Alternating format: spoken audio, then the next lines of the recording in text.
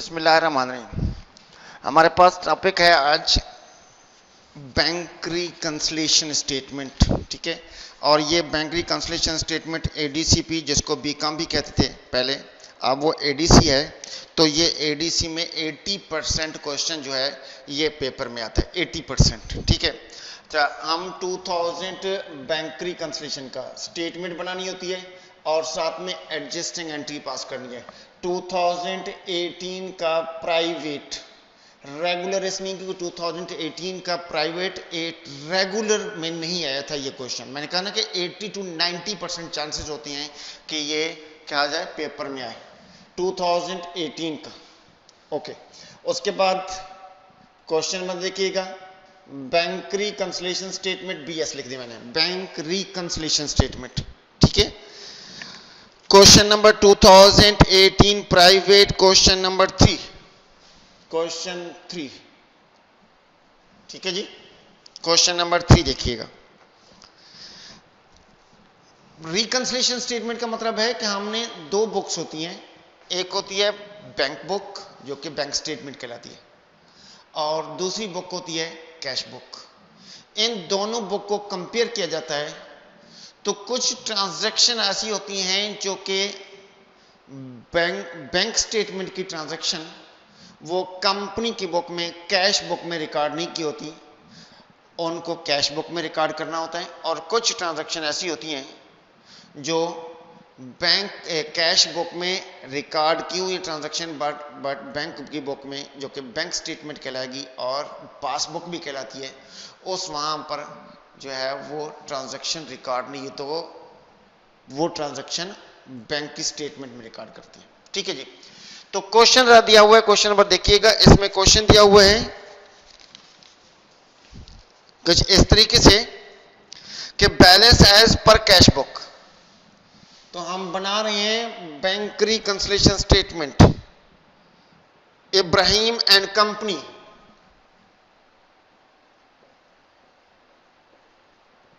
Ibrahim and company bank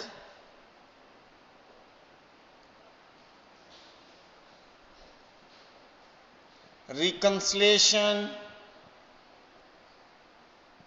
statement.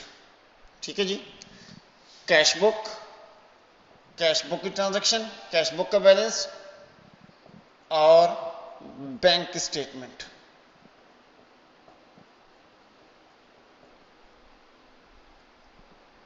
Passbook जिसको कहेंगे आप, cash book, bank statement and passbook. Cash book company book, business की book. –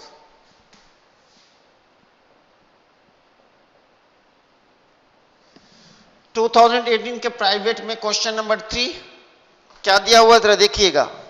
Question दिया हुआ है कि बैलेंस एज पर कैश बुक, बैलेंस एज पर कैश बुक। जब बैलेंस एज पर कैश बुक लिखा हुआ है तो इसका मतलब है कि कौन सा बैलेंस है, कैश बुक का बैलेंस है। तो हमने यहां पर लिखने के बजाय अल्फाज सिर्फ क्या लिखेंगे, बैलेंस का, और अमाउंट का लिखेंगे कैश बुक के कॉलम में।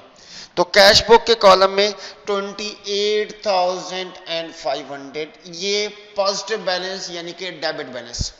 इस डेबिट बैलेंस का मतलब है कि कंपनी की ये अमाउंट शो हो रही है कि बैंक में डिपॉजिट है। ठीक है जी, तो डेबिट बैलेंस है। और अगर नेगेटिव बैलेंस होगा तो वो कैश बुक का क्रेडिट बैलेंस होगा, उससे ये शो होगा कि कंपनी ने बैंक से एक्स्ट्रा ओवर लिया हुआ, जिसको ओवरड्राफ्ट भी कहेंगे, तो वो क्रेडिट बैलेंस शो होगा।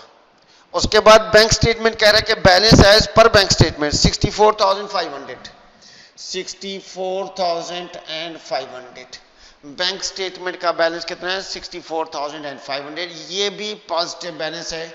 अगर यहां पर होता बैलेंस एज डेबिट बैलेंस तो उस सूरत में नेगेटिव, यानी कि ये डेबिट बैलेंस नेगेटिव बनेगा। इसका मतलब होगा कि बैंक ने ओवर पैसे दिए हुए कंपनी को, और ये क्रेडिट बैलेंस नेगेटिव बनेगा। ठीक है, तो एक दूसरे के अपोजिट होंगे ये दोनों। अब इस क्वेश्चन में दोनों पॉजिटिव बैलेंस आए, अगर नेगेटिव बैलेंस होता तो फिर मैं क्या बनाता, ब्रैकेट बना लेता दोनों के साथ। अगर जो भी नेगेटिव, एक भी हो सकता है, दोनों भी हो सकती हैं, ठीक है जी। अगली ट्रांजैक्शन में dividend collected by bank. Dividend, ये ट्रांजैक्शन किसने की हुई है, बैंक ने ट्रांजैक्शन कर ली है, क्योंकि कंपनी ने यही बैंक का अकाउंट, जहां जिस कंपनी ने जो बिजनेस है, बिजनेस ने इसी बैंक का अकाउंट जिसमें यहां रिकंसिलिएशन जिसकी बना रहे हैं, इसके लिए उन्होंने यही अकाउंट दिया हुआ है किसी और कंपनी को जिसके शेयर खरीदे उसने। तो शेयर पे जो डिविडेंड मिला है वो प्रॉफिट है और वो इसी बैंक अकाउंट में ट्रांसफर हो गया है, जबकि कैश बुक को उसकी ट्रांजैक्शन का पता नहीं था। तो लिहाजा कैश बुक ने बैंक स्टेटमेंट ली है और बैंक स्टेटमेंट ली है तो उसको पता चला है कि मेरे पास डिविडेंड आ चुका है, तो लिहाजा कैश बुक अपने पास उस डिविडेंड को रिकॉर्ड कर लेगा। तो डिविडेंड अमाउंट, डिविडेंड के अमाउंट 45,000 ये कैश बुक में ऐड हो गया, ठीक है जी। उसके बाद डिविडेंड के बाद आ गया notes payable paid by bank including interest 1800।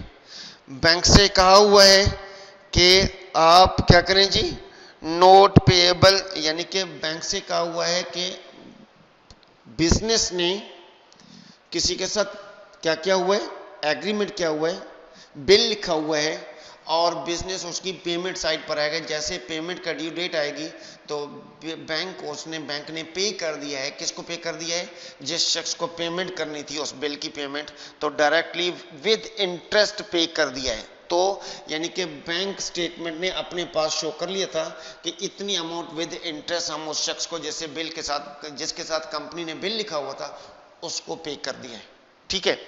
तो अब कैश भी, क्या कैश बुक भी पे करेगी, यानी कि कैश बुक लेस करेगी, पेमेंट है, ठीक है जी। तो कौन सी अमाउंट है, नोट्स पेएबल विद इंटरेस्ट है। आप अलग अलग भी रिकॉर्ड कर सकते हैं, नोट्स पेएबल के एक्चुअल अमाउंट और इंटरेस्ट की एक्चुअल अमाउंट। नोट्स पेएबल की अमाउंट, टोटल अमाउंट जो नोट्स पेएबल की दी हुई है वो जस्ट वन कितनी है बेटा, 15,000। अगर आप चाहें तो 15,000 यहां पर अलग से मैनेज कर लें और फिर आप दोबारा यहां पर लिखें लेस इंटरेस्ट, ये भी आपने पे किया है। तो इंटरेस्ट की अमाउंट कितनी है, 1800, तो टोटल वही हो गया 16,500, ठीक है जी। उसके बाद आ रहे अगली ट्रांजैक्शन है dishonour cheque of customer. Customer से लिया हुआ चेक जो बाउंस हो गया था, bank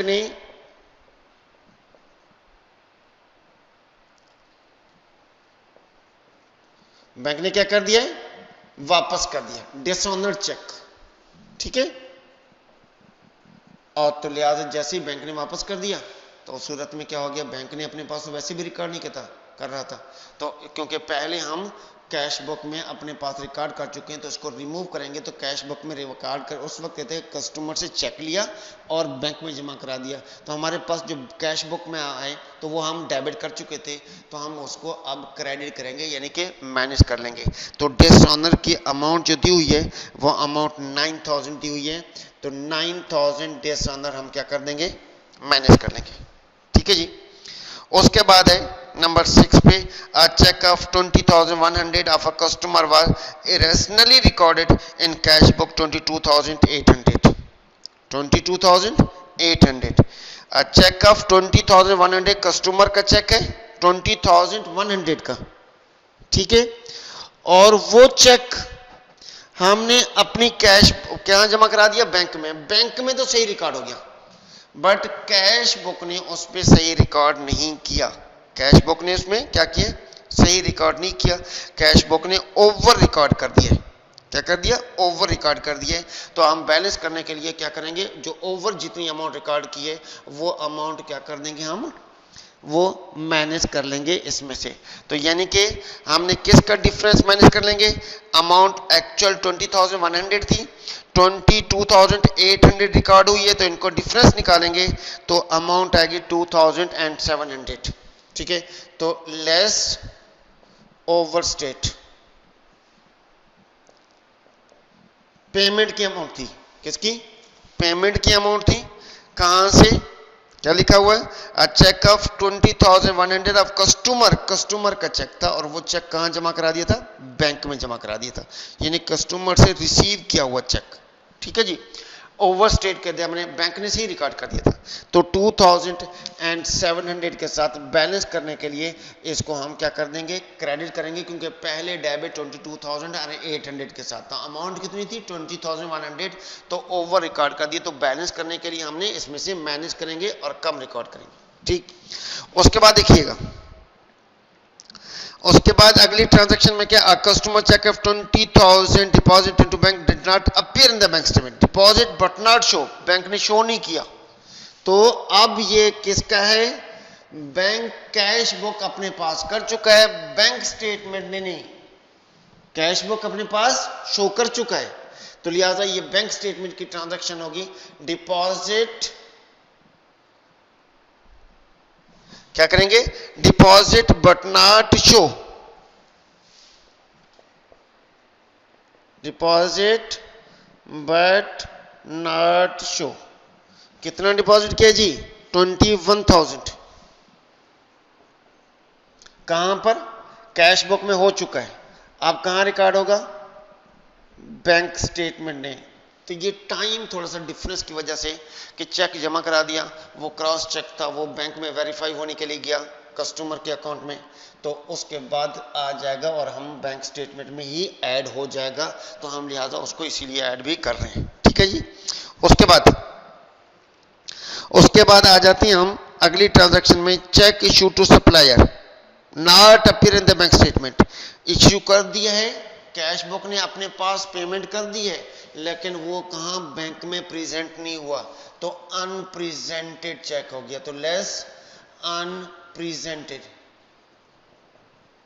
unrepresented cheque. Unpresented cheque की अमाउंट कितनी दी हुई है? अनप्रेजेंटेड चेक की अमाउंट 13,500 दी हुई है। ये हो गया अनप्रेजेंटेड चेक। क्या कर देंगे? लेस कर देंगे।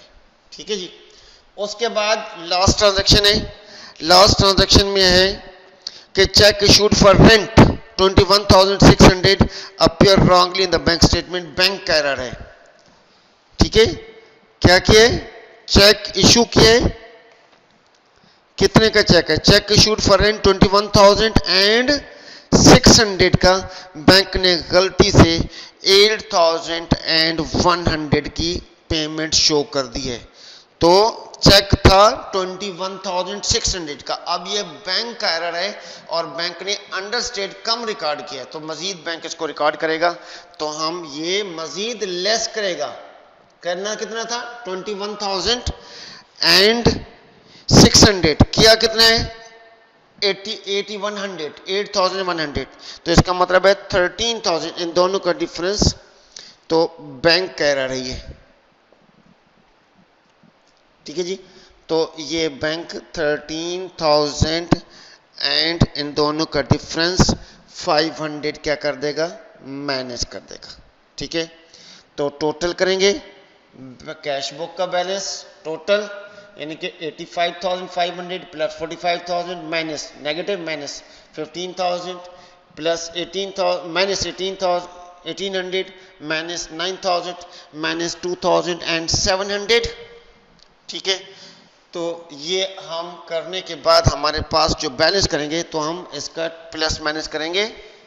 28,500 प्लस 45,000 माइनस 15,000 माइनस 1,800 और माइनस 9,000 माइनस 2,700 तो अमाउंट आ जाएगी 45,000।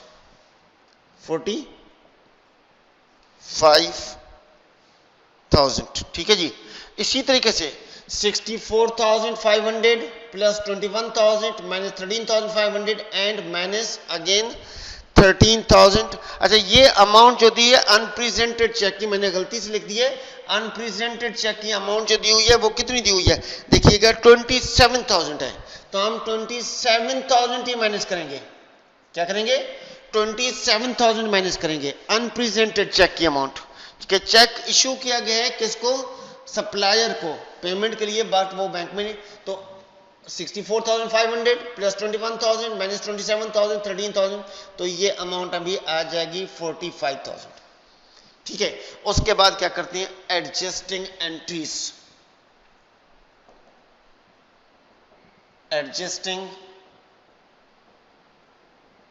एंट्रीज, लाइन ड्रॉ करके डेट पर्टिकुलर, ठीक है जी, post reference, debit and credit.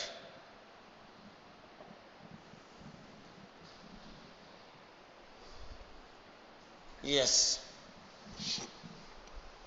पहली ट्रांजैक्शन नंबर 1 कौन सी ट्रांजैक्शन, अब आप जरा गौर से देखिएगा, हमने ट्रांजैक्शन करनी है जो अमाउंट बैंक में हमारी डिपॉजिट हो चुकी हैं और यहाँ पर ऐड हो चुकी हैं, तो यहाँ पर हमने भी ऐड किया है। कौन कौन सी अमाउंट, डिविडेंड की, तो बैंक में ऐड हो चुकी है, हमारा बैंक का अकाउंट बढ़ गया है, बैंक डेबिट, और कौन सी इनकम हुई है, डिविडेंड की, डिविडेंड इनकम क्रेडिट, कितनी, 45,000।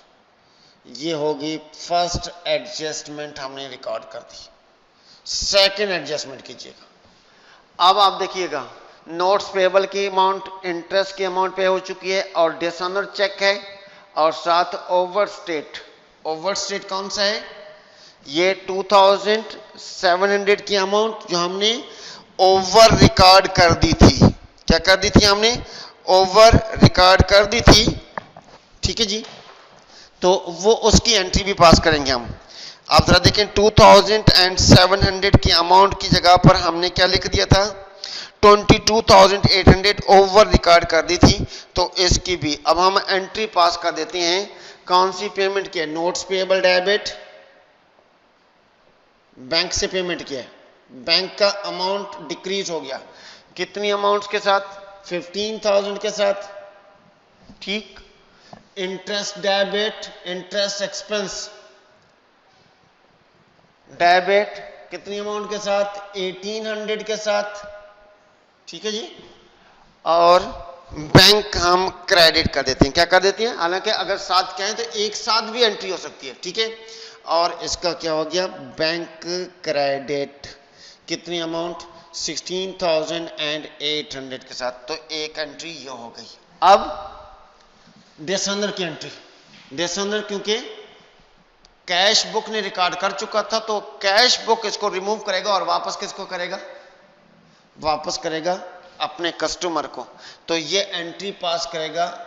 Accounts receivable debit, account receivable दोबारा कंस्ट्रक्ट हो जाएगा, पहले रिमूव किया था अकाउंट रिसीवेबल भी, और साथ बैंक को रिमूव किया तो बैंक क्रेडिट हो जाएगा। ठीक है, कितनी अमाउंट, 9,000 के साथ, ये अगली एंट्री 9,000 के साथ। ठीक है जी, उसके बाद नंबर 4 पे लास्ट ट्रांजैक्शन है, हमने कस्टमर से रिसीव किया हुआ चेक क्या कर दिया, ओवर रिकॉर्ड कर दिया। ठीक है, तो हम इसको अकाउंट्स रिसीवेबल डेबिट ओवर है, अगर अंडर होता तो अकाउंट रिसीवेबल को क्रेडिट करके बैंक डेबिट कर देते, तो ओवर रिकॉर्ड, तो ये रिकॉर्ड किया गया है। ठीक है, तो हम अकाउंट्स रिसीवेबल यानी कि अमाउंट कम रिकॉर्ड हुई है, कस्टमर का चेक 21,000, कितना, 20,100, कस्टमर चेक इरेजली रिकॉर्डेड, गलती से रिकॉर्ड हो गया है 22,500, लिहाजा बैंक की अमाउंट को रिमूव करनी है, तो account receivable debit and bank credit 2,700 के साथ। अब मैं मुख्तसर से बताता हूं आपको, जरा मुख्तसर है कि कैश बुक की ही ट्रांजैक्शन होगी, कोई और ट्रांजैक्शन नहीं होगी। किसकी होगी, कैश बुक की ट्रांजैक्शन होगी। ठीक है जी, कैश बुक की जब ट्रांजैक्शन होगी तो आप कैश बुक की ट्रांजैक्शन करेंगे जहां पर बैंक ऐड हो रहा है, बैंक कैश बुक में जो अमाउंट ऐड हो रही है तो उसको, उसका बैंक डेबिट कर देंगे और उसको क्रेडिट कर देंगे। किसको, डिसऑनर है, बैंक चार्जेस हैं या कोई एक्सपेंस है। ठीक है, तो यानी कि अगर कोई इनकम है तो बैंक ऐड हो रही है, डिविडेंड इनकम है या इंटरेस्ट इनकम है या किसी किस्म की इनकम है, आप उसको क्या कर देंगे, क्रेडिट कर देंगे। अब जहां पर अमाउंट डिडक्ट हो रही है, इसका मतलब है पेमेंट हो रही है बैंक के थ्रू, तो उनको डेबिट करके बैंक क्रेडिट कर देंगे, तो ये आपकी एंट्रीज हो जाएंगी। ठीक है, तो ये हमारा रिकंसिलिएशन स्टेटमेंट। ठीक है जी।